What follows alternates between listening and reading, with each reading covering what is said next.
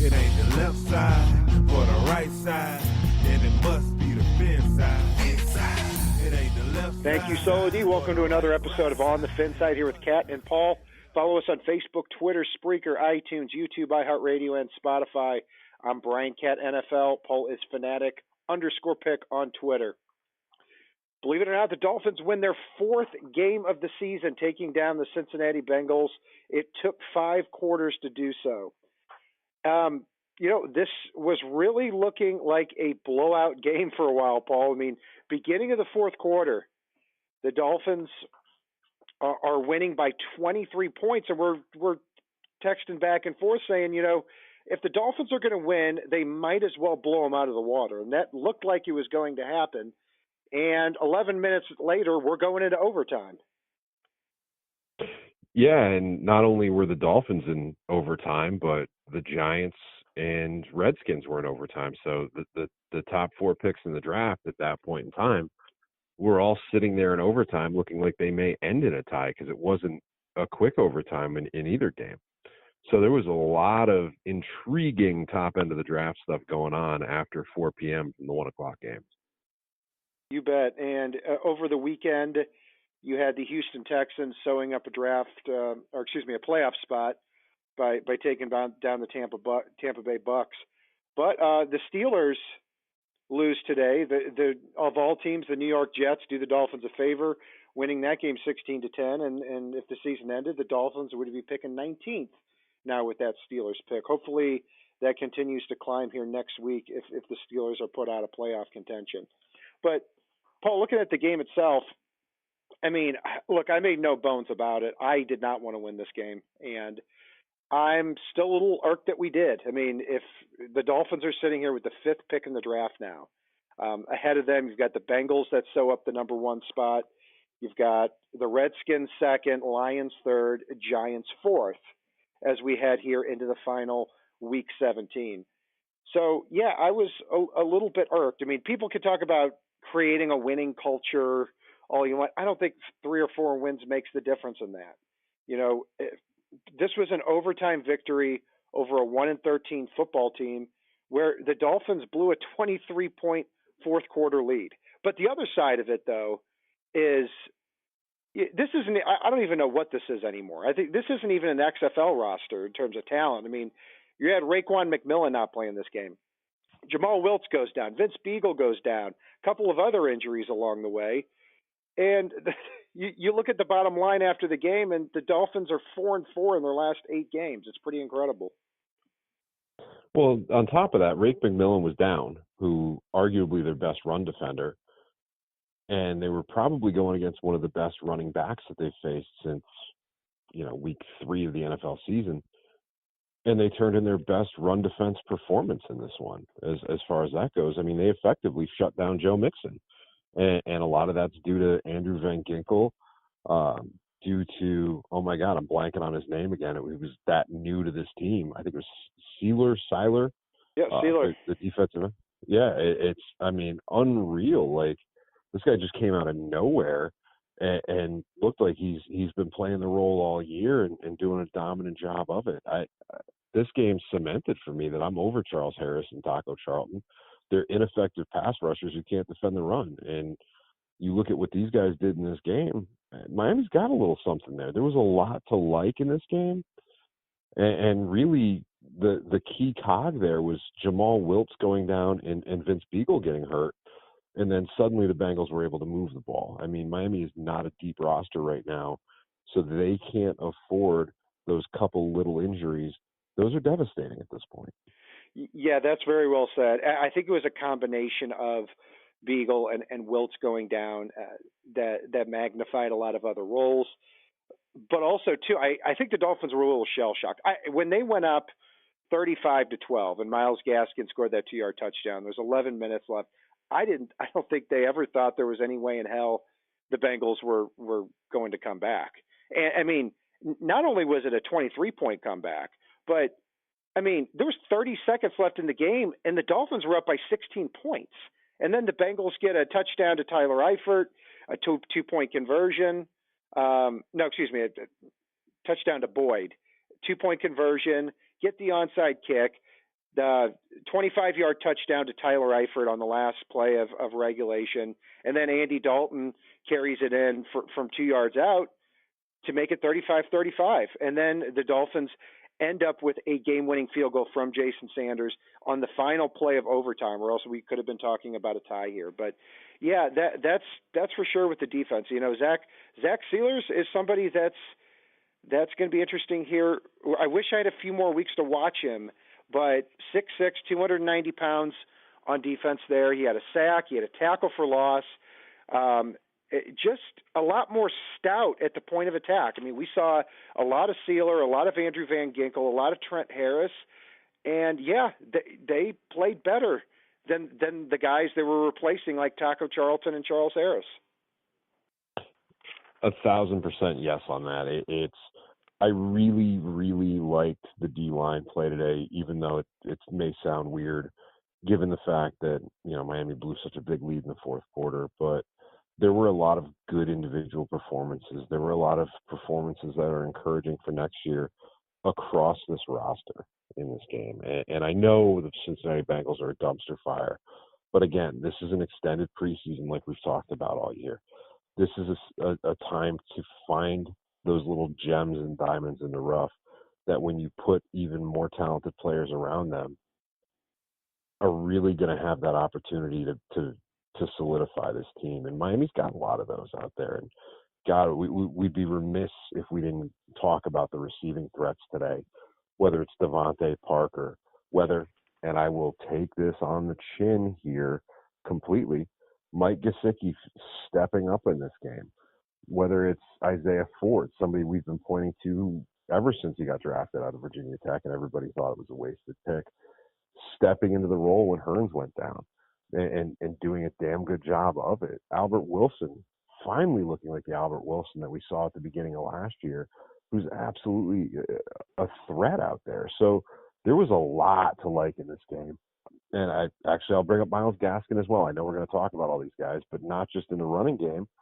Myles Gaskin sprung Albert Wilson early on in this game with a hellacious block on a heads-up play, and that's something we haven't been seeing from some of these folks downfield. So there's just so many different things to like in this game, despite the fact that they blew a late lead. Yeah, I think there was just a lot of shell shock in the fourth quarter in an otherwise pretty dominant performance for over three quarters by the Dolphins. I mean, I think we were just as shocked as they were. I mean, yeah, and we'll get to it's clear that the wide receivers and tight ends with Mike Gesicki and Devontae Parker, who exceeded 1,000 yards, Albert Wilson rounding back into form, Alan Hearns, Isaiah Ford stepping up. It's clear that that's the strength of the team right now, and it's likely the strength heading into the offseason. But Ryan Fitzpatrick, starting at the quarterback spot, Paul, as we go through our grades, 31 for 52, 419 yards, 4 touchdowns, had one interception there in the fourth quarter by Darius Phillips. On the season, he has over 3,200 yards, 19 touchdowns, 13 interceptions. Since he was put in the lineup in quarter 3 against the Redskins, he has over 2,900 yards, 18 touchdowns, 9 interceptions, and 3 rushing touchdowns. So, hey, again, I'll say this over and over again. I am not advocating Ryan Fitzpatrick to be the Dolphins franchise quarterback, but I would certainly at this point like he and Josh Rosen to come back, as opposed to spending $20 or $25 million to go try to get Derek Carr or Teddy Bridgewater. That doesn't make sense to me. So anyway, but he was slinging the ball all over the field. But, except for a couple of breaks, this was an absolute star performance out of Fitzpatrick, and he can pull these out. It seems like every couple of games. So, I've got 4 touchdowns, 400 yards. I've got to give him an A- only because he threw one interception and cooled off a little in the fourth quarter. And that's exactly why I'm going to give him an A in this game. He led this team to 38 points. They faced a long field a lot of times today due to Cincinnati's punter absolutely booming everything on the planet. And really, in a game where there were over 100 pass attempts between the two teams, Ryan Fitzpatrick threw down 400 yards. I believe he had 240 yards at halftime, if I remember correctly there. I think it was 242. And 4 touchdowns. He threw some absolute rockets to players today. And, yeah, he had that bad interception on a jump ball, but that's going to happen occasionally when you are throwing jump balls and trusting your receivers. Occasionally the defensive back's going to make the play. He found so many different guys in this one. Miami had 4 players that had 5 or more catches in this game between Parker, Gesicki, Wilson, and Ford. And really, he found ways to get Durham Smythe involved and just knew when to take off with the ball, as he seems to have an absolute propensity to do. I'll give him an A here. Yeah, I'll throw it back to you on the running back spot. There was a lot to like in this one, and I know there's no stats that are going to blow anybody out of the water here. I mean, Myles Gaskin led the way as far as carries go. Patrick Laird had a couple of tough runs. Gaskin got his first NFL touchdown in this one and just absolutely plowed the defensive back once he broke through the line. There were a few times where it looked like the guys were going to break away, but they're still not getting it done. Running back's definitely a position that needs to be addressed a little bit in the offseason. I know I was messaging with you. A dream scenario for me would be if Miami's able to get Chuba Hubbard in the early 3rd round and A.J. Dillon out of BC in the late rounds, who's a big bruising back that can also rotate in a little bit at fullback and be an effective player on top of being able to just break tackles and really give Miami just that extra push to go with Laird and Gaskin for next year, and suddenly you have a young core in that backfield that can do a lot of special things. But again, What's your grade? I can give these guys a B here. I have a rule: if you don't average over 3 yards a carry as a unit, I can't give you any higher than a C plus, and that's what I'm going to give him here. Yeah, I thought Gaskin had a couple of good runs. One of them was a 15-yard run late in the game that he turned the corner. Scored it up ahead when there wasn't a whole lot of room. So I give him credit for that. Patrick Laird, 8 catches, 17 yards. He kind of played second fiddle to Gaskin in this game, which is fine. I think between Gaskin and Laird, I think they're 2 rosterable players. I think you've got your 3rd and your 4th running backs next year. And, I think before the year, if we said that we've got 2 rosterable running backs between those 2, I think we would have taken it. So good for them on that.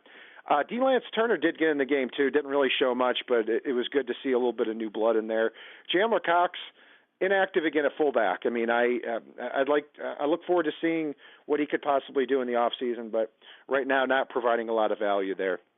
At the receiver unit, yeah, I mean, they were the stars of the game here. I mean, Devontae Parker absolutely destroyed William Jackson here, and William Jackson's a pretty good cornerback for the Bengals, but he completely ripped him a new one. And then Darius Phillips, when he came in and got on Parker, did a great job against him. I think that Darius Phillips kid can play. Albert Wilson, like you said, I mean, he rounding back into form, 7 catches, 80 yards, and another rush for 10 yards. Alan Hearns had 2 catches for 40 yards and then kind of took a back seat again. But Isaiah Ford is the interesting one. I kind of said, yeah, whatever. A couple of weeks ago when he had 5 catches for 90 yards, I thought, well, when the whole receiving core goes down and you get 10 targets, you're going to catch 5 passes for some yards. I mean, but in this one, I felt that he really had some big boy catches. He had a first down catch on a 3rd and 13. He had a first down catch on a 3rd and 10, and he had really the game-winning touchdown or the game-winning catch in overtime from Ryan Fitzpatrick. So kudos to Isaiah Ford on that. And like you said, Mike Gesicki, those two touchdowns that he had, breaking free down the field, and the other one in a contested catch situation. It takes a special athlete to do that stuff, and that's what we drafted. So good for him. I'm glad to say it looks like I was wrong on the guy. Gesicki did fail in a couple of other contested catch situations, though, but those are minor details. Overall, yeah, I've got to give this unit an A. Yeah, when you throw over 50 passes in a game, you're going to have some scenarios where there's some drops. You're going to have some scenarios where they're not going to win the contested catches. Clive Walford absolutely needs to go. I'm over the Clive Walford experiment. Clive Walford is terrible. I'd rather you just put Christian Wilkins on offense at tight end if you have to, in place of Clive Walford. I don't care if he had 2 catches in this game. He does have to go. And I will continue to say that as long as he's on this roster. But I don't want to shadow this unit or shape this unit for one individual's performance. Outside of Clive Walford, I was very enamored with this unit for reasons you've already mentioned, and I can completely follow you with that A grade. On the offensive line, I have to say, best performance of the year, and I don't even think it was close. I mean, not a dominant performance by any means, but I can't really recall a time throughout the game I was like, Jesus, this line can't block anyone. And I've been saying that all year, every quarter. But a very good game from Jesse Davis going up against largely Sam Hubbard. And Julian Davenport goes up against Carlos Dunlap and does a good job. I'm going to have to take a closer look at the interior of the line. I didn't see Evan Brown out there. We were hoping to both see a little bit more of him, but we didn't. Michael Dieter, I know, had a holding call.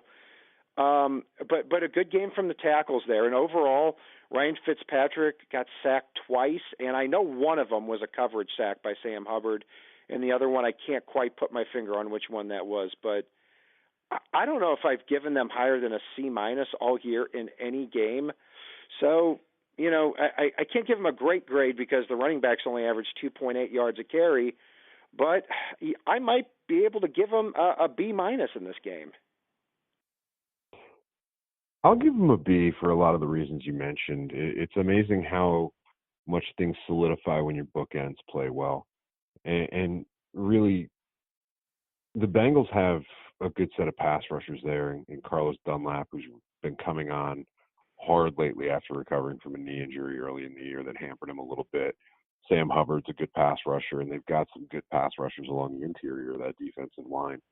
And Miami held them off in a game where I know I keep beating this drum, but Miami attempted over 50 passes, and Fitzpatrick only got sacked twice. So you've got to look at that. You've got to look at the positives there and the fact that Miami did play solidly. I thought there were a few holes there that weren't exploited in the running game, and really Miami got away from the running game in this one. So as far as I'm concerned, I can give them a B and feel comfortable with it. On the defensive side of the ball, you think you nailed it before, Paul. The Dolphins, run defense-wise, they had their best game of the year. I mean, that's really where I thought the Bengals were going to win this game at the end. Before when we predicted it during the week, that's where I thought the Bengals had the edge. Was Raekwon McMillan's out, Joe Mixon is coming off 2 back-to-back 100-yard games and looks like he's hitting his stride.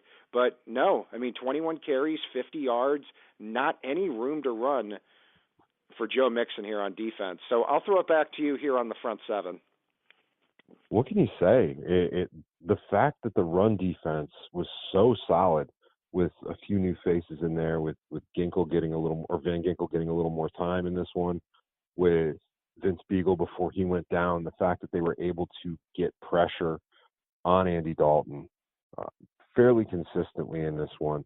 Davin Godchow was a monster in this game, and Zach Sealer, I walked away so impressed and left me wanting more.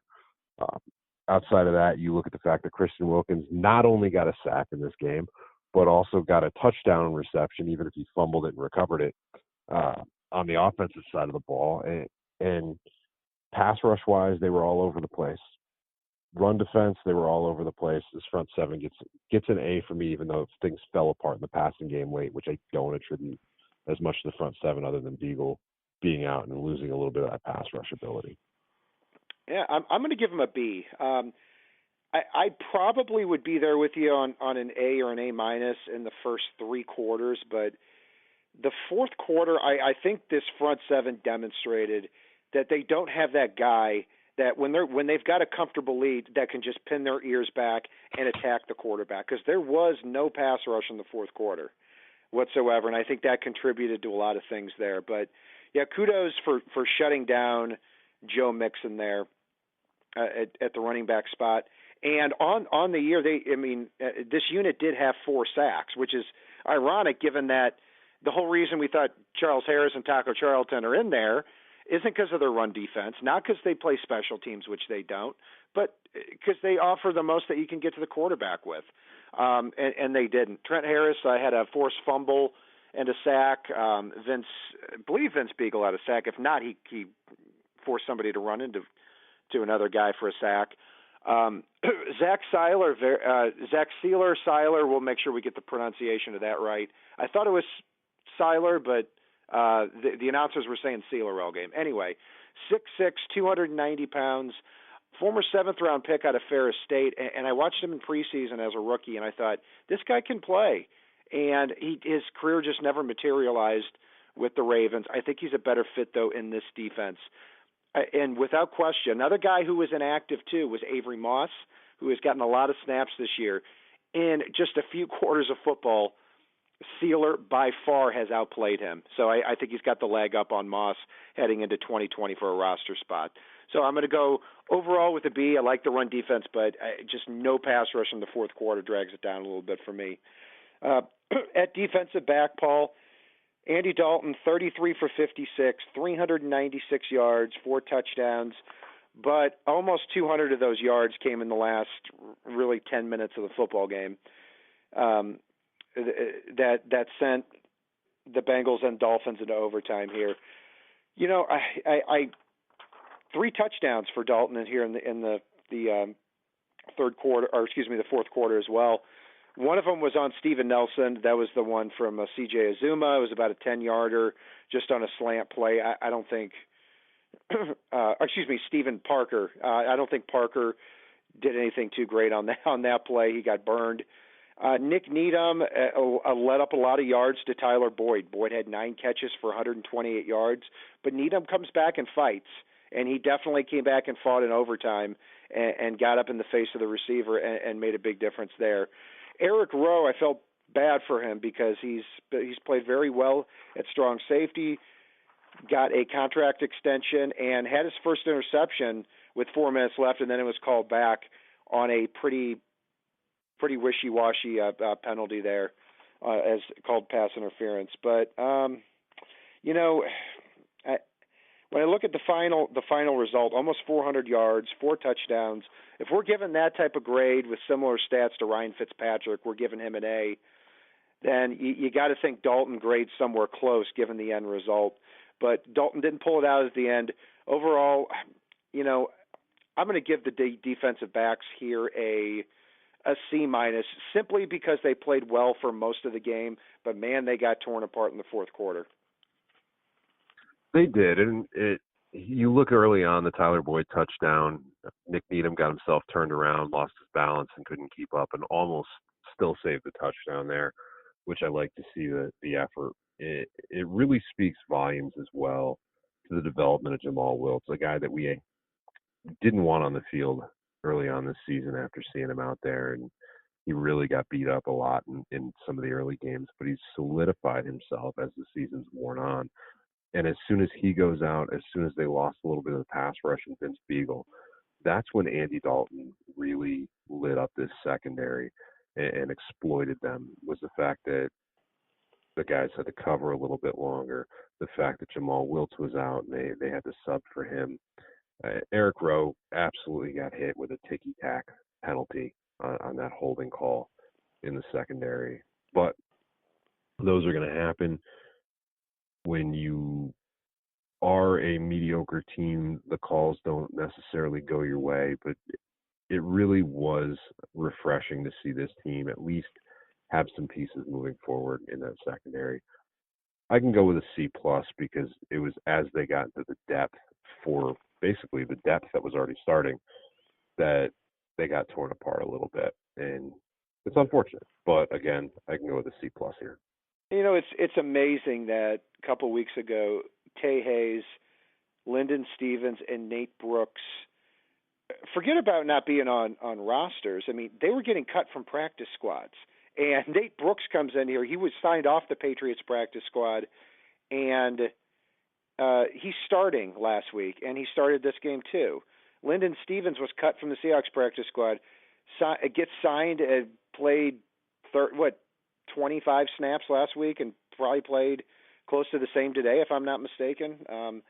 I think Tay Hayes played a little bit more than him. But Tay Hayes was, I think he was cut from practice squad or signed off a practice squad. But that just goes to show you, and it's pretty remarkable that they're not playing far worse given what they have there in the secondary. And also too, Adrian Colbert I thought played a pretty decent game. He's somebody I'm going to have to look at a little bit more on the all 22 because it's kind of hard to see that free safety when he's off the screen a lot. But I think he definitely has some talent there. Whether or not he sticks in it for next year remains to be seen. Special teams, Paul, I'm going to throw it back to you. This is an intriguing one here. I mean, they missed the field goal in this game. I hate having Trevor Davis return punts. I completely abhorred it. And this is after watching Matt Hawk boom 6 punts for almost 300 yards in this one. He averaged almost 50 yards, and that's with 2 down inside the 20. Hawk was flipping field position in this one, and it says a lot in a game that really turned into a shootout that he still managed to have almost 300 yards punting on only 6 attempts in a game that went to overtime. So I've got to give him a B-, but only because Trevor Davis returning punts was horrific, absolutely horrific. Yeah, I'm going to give him a B+, and the reason for that is Matt Hawk. I mean, yeah, you nailed it. I mean, he had 6 punts in this game, and his average was, I think, 47.7. And the biggest one was, the Dolphins are pinned back. I can't remember what drive it was, but they're pinned back at their own 5-yard line, and Hawk bombs the ball, and I think the Bengals returner got it at the 35, and then there was a holding penalty on that too, and I believe it was a net of somewhere between 65 and 70 yards on that play, and he can do that like 3 or 4 games a year, and then you get to just a perfect day in Miami. It's 70 degrees, and he's punting from midfield, and he shanks it. And I can't put my finger on this guy, but definitely the talent is there. Hopefully he just stays more consistent. Yeah, Jason Sanders missing a few more field goals that I care for. I mean, he did. The Dolphins are up 35-19. He attempts that kick. I think it was 48 yards, and he ends up missing it. So yeah, that drags the grade down a little bit. Trevor Davis, yeah, I thought he had a better day, but overall, I'm not a huge fan of him as a kick returner. And as far as the coverage, everything was fine except for in overtime, it got a little bit sloppy. Alex Erickson, fielded a punt and actually took it about 20 yards. Could have made the difference in the game, but luckily it didn't. So because of Matt Hawk, I'm going to give this position a B+. And Paul, I'm going to throw it back to you one last time here. Player of the game and the Coke Bus player of the game. Player of the game, while I wanted to give it to Mike Gesicki, while I wanted to give it to Zach Sealer, I've got to go Devontae Parker, going over 1,000 yards for the first time in his career, showing the emotion that he does and really taking this team on his back at times. If you told me how many times I'd be giving Devontae Parker my player of the game in the preseason, or if you told me I'd be doing it even once, I would have laughed at you. And I'll take that one completely on the chin there. I'm happy to take it on the chin. Good for Devontae Parker. He's turning into a special player at the wide receiver position for this team and gives them so many building blocks for the future, especially when they get back Preston Williams, when they get back Jakeem Grant, when they've got probably Albert Wilson back in the fold next year. Some people want to say he's too expensive. If he plays like he does now, he's an absolute steal at his value, and Devontae Parker is going to be the number one in that receiver class next year for Miami. Love that he's here long term. Coke Bus player of the game, Clive Walford. Until you are off this roster, you're right back on that Coke Bus. Missing blocks. He could have gotten so many plays called back for what looked like blatant holds to me, where he's got his arms around a player downfield. Just doesn't belong on an NFL roster at this point. And this is a guy that really showed some promise early in his career. Yeah, I'm going to go with, Parker's a good one.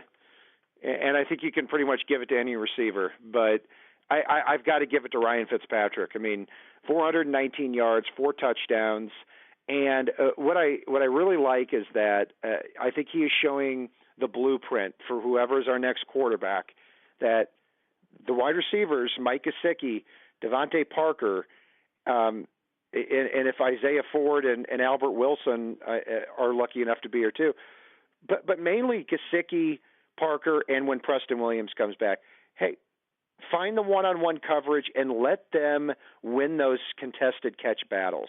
That's the strength of the team, and that's the little unique wrinkle the Dolphins have in this team right now, and it should be their strength moving forward. But 419 yards, 4 touchdowns. He's my player of the game. I was very close to considering Zach Sealer on that too. As far as my Coke Bus player of the game, I had a hard time really with anybody because the Dolphins were dominating this game for so long. But, from what I saw, I'm going to have to give it to Michael Dieter at left guard again. I mean, he had a holding penalty. He may have had another one. And when I saw him there inside, he's just not getting any sort of push. And when they were running in this game, they were not running Michael Dieter's side. They were running toward Jesse Davis there at the right tackle spot. I mean, I think Shaq Calhoun and Evan Brown are clearly playing better than Michael Dieter at this point. So hopefully he gets in the weight room, gets a little bit stronger, becomes a better player here for 2020. And, Paul, that will do it for our breakdown of the Dolphins' 38-35 overtime victory over the Cincinnati Bengals. You can follow Paul and I on Facebook, Twitter, Spreaker, iTunes, YouTube, iHeartRadio, and Spotify. I'm Brian Cat NFL. Paul is Fanatic. That's Fanatic with a PH _pick on Twitter. And if it's not on the right side and it's not on the left side, it is on the FinSide. Sola D, take us home. It ain't the left side or the right side, then it must be the FinSide. It ain't the left side or the right side, then it must be the FinSide. Listen, Dolphins fans across the land all tuning in to see what